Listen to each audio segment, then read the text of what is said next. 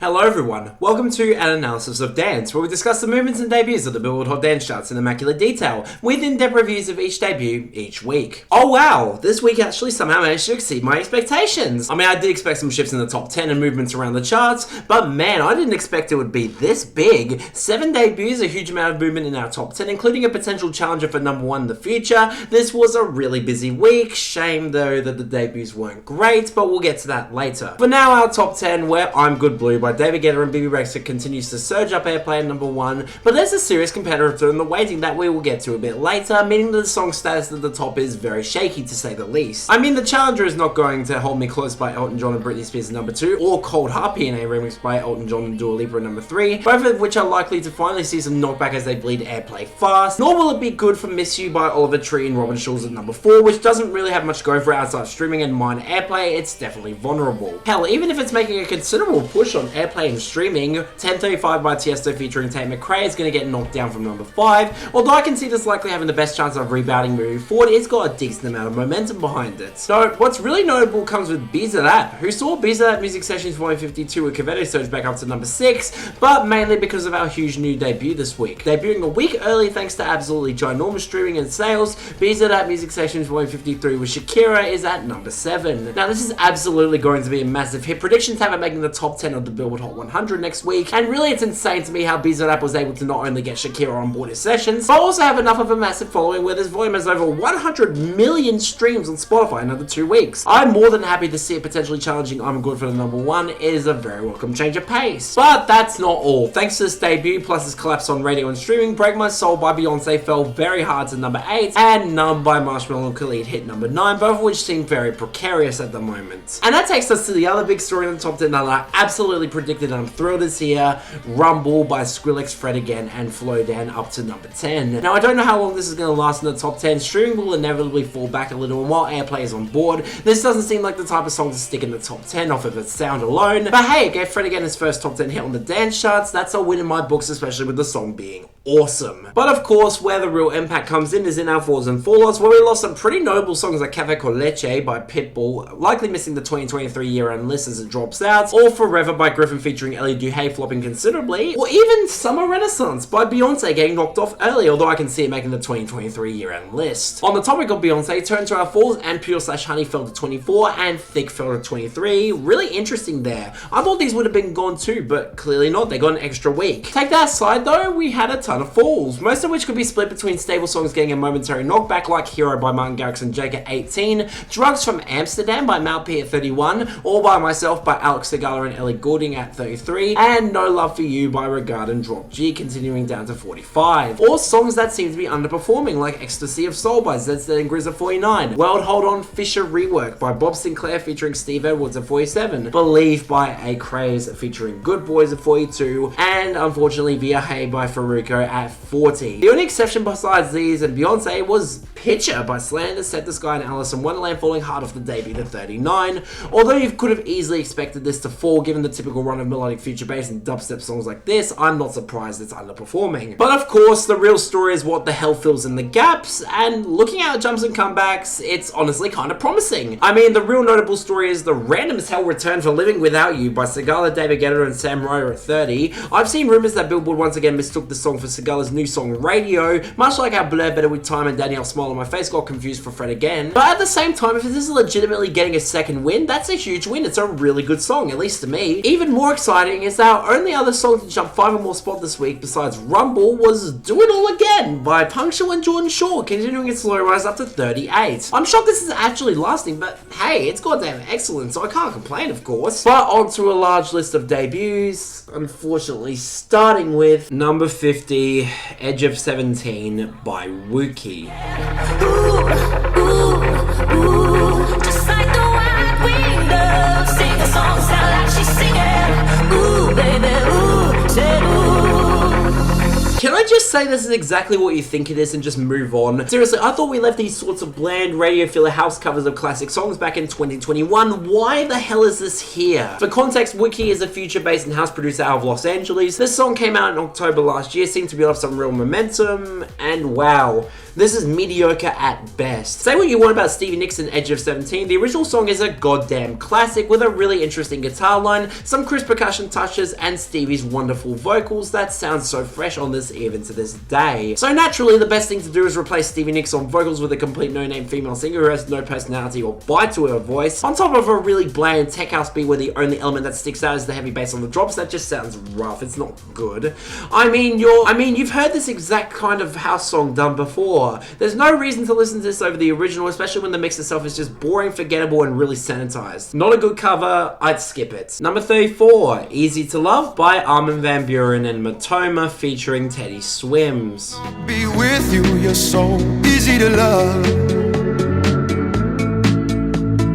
La la la la la la la.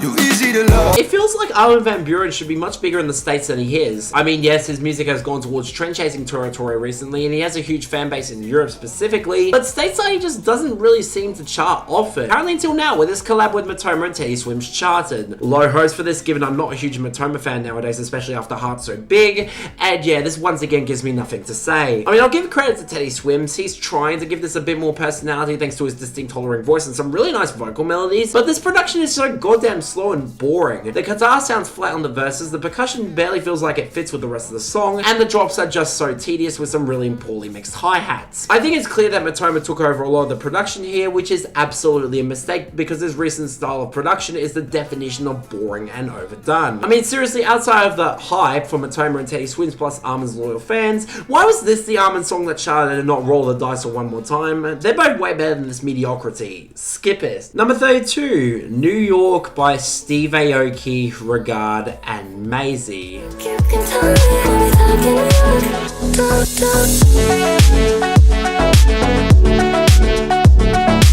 Okay, seriously, why are we giving Steve Aoki more charting songs? After that disastrous album from last year that went nowhere, you think the general public would have finally taken the hint to leave his mediocre music behind, but nope. Instead, he collaborated with Regard to notch him another charting song. Just wonderful. Rock bottom expectations, and wow, it's clear that Regard and Mazie just carried this. Regard's signature futuristic synths appear and play nicely off the bouncy slap house beats, and Mazie has a nice delicate voice that balances well against everything here. More than anything, I'm just baffled that this was what brought Steve Aoki back. He barely contributes anything of note to the song, and the song itself, whilst fine, is just a complete non-presence with a short runtime and slow pulling tempo that drags out the verses longer than they needed to be. I mean, it's okay, but I have no real reason to come back to this. Just not interesting. But if you want a case of an interesting song that goes off the fucking rails in the worst way possible, number 26, Toxic Las Vegas, Jamieson Shaw remix by Elvis Presley and Britney Spears.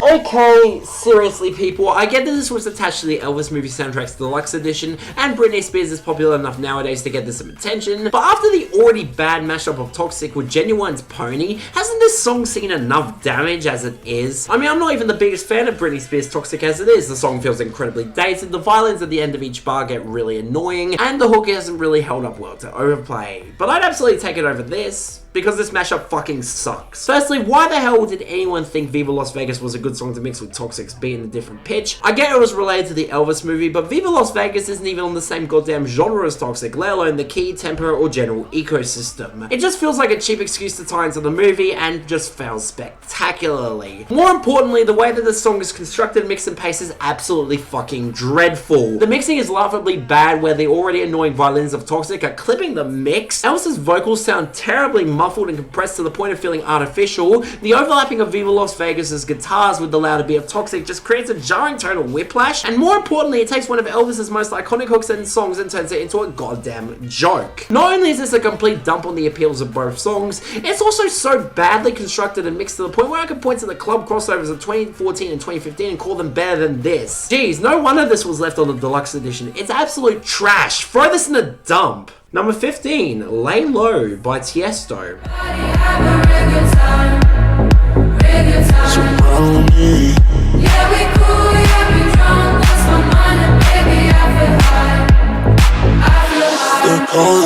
Okay, Okay, so given my generally really enjoying 1035, okay, seriously, it only gets better the more I hear it. I really love it now. I was curious what else Tiesto would push to build up even more hype for his upcoming album Drive. The positive reception gave me a bit to be excited for here, and yeah, it's pretty solid. I will admit that the main female vocal sample that dominates the track does get a little bit grating with time, especially with how loud it is. Tiesto could have easily done more to make the song more varied across its runtime, but I will admit that it's still incredibly catchy, and more importantly, the bass-heavy tech house beat behind the vocals is really good. I like the greeniness of the bass, the percussion sounds crisp, and the general breezy vibe of the song gives off a similar vibe to a lot of the album cuts from Robin Schulz's album Sugar from 2015, which is a good thing because I still really like that album even despite him being a total hack nowadays. Not much more to add, it's a bit repetitive, but I also found myself really grooving to this. Good song, I'll take it. Number 13, Way Back by Skrillex, PinkPantheress, and Trippie Redd.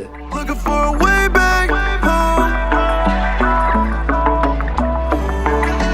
Okay, so given that this was released just one day after Rumble, I should not be surprised that Skrillex's second single from this year managed to chart this week. Notably, this is actually PinkPantheress' first charting song on the dance charts, which is kind of baffling given the very obvious drum-based influences in her music. It feels like she's been robbed of this chart for way too long now. But okay, the general buzz was suggesting that this was more poppy and centered around PinkPantheress. I had hopes, and yeah, I really like this one too. Obviously, PinkPantheress feels so goddamn natural over this really clean D&B beat, with some really pretty vocals that bounce off the minimalistic synth doodles and radiate the fun energy that outscores a lot of her solo work. But I also gotta give credit to Trippie Redd. He's not usually one to sing on drum and bass beats, but I honestly think it's a great fit for him. He's got the personality and radiance in his voice, even with the auto-tune to sound really comfortable in this song, and especially with a really good hook and some really good vocal melodies, plus a runtime that doesn't feel dragged out nor underdeveloped. Yeah, this is a great song. I don't think it's gonna have the same level of staying power that Rumble does, but hey, if it sticks around, I'm not complaining. Really good stuff. And finally, number 7, BZRP Music Sessions Volume 53 by Bizarrap and Shakira.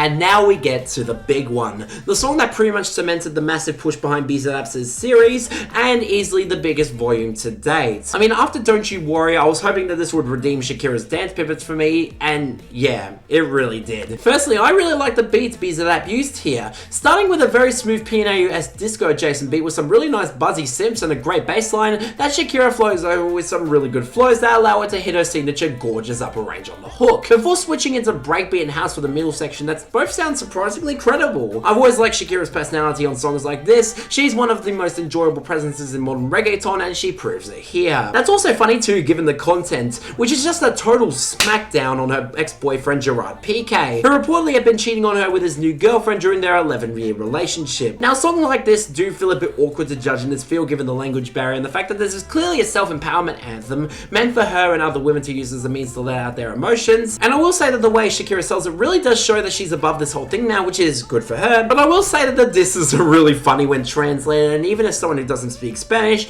I really enjoyed this one enough to really dig it regardless of the language barrier. So yeah, really great song, and knowing this could dethrone I'm Good Soon, it's only looking better for the charts this year, I'll say that. Hell, you know what? It would be easy to give the best to Way Back by Skrillex, PinkPantheress, and Trippie Redd, but it's only getting honorable runner-up. I'm actually giving best to BZRP Music Sessions 153 by Bizarrap and Shakira. I really liked it that much. It surprised me. Worst is easy too, that god-awful Jamieson Shaw remix of Toxic Las Vegas by Elvis, Presley, and Britney Spears. What a total joke of a remix. I hope it's gone next week. And Dishonourable runner-up was a bit of a tricky one, but for now I'm going to give it to Edge of 17 by Wuki, which is only slightly worse than Easy to Love by Armin, Buuren, and Matoma featuring Tay Swims. At least Tay Swims was actually trying there. Next week, BZRP 53 blows the top 5 wide open. Not really sure what else is coming, but there are a lot of notable producers that released in the last week, so could be interesting. But yeah, that's all for this episode of an analysis of dance. See you next time.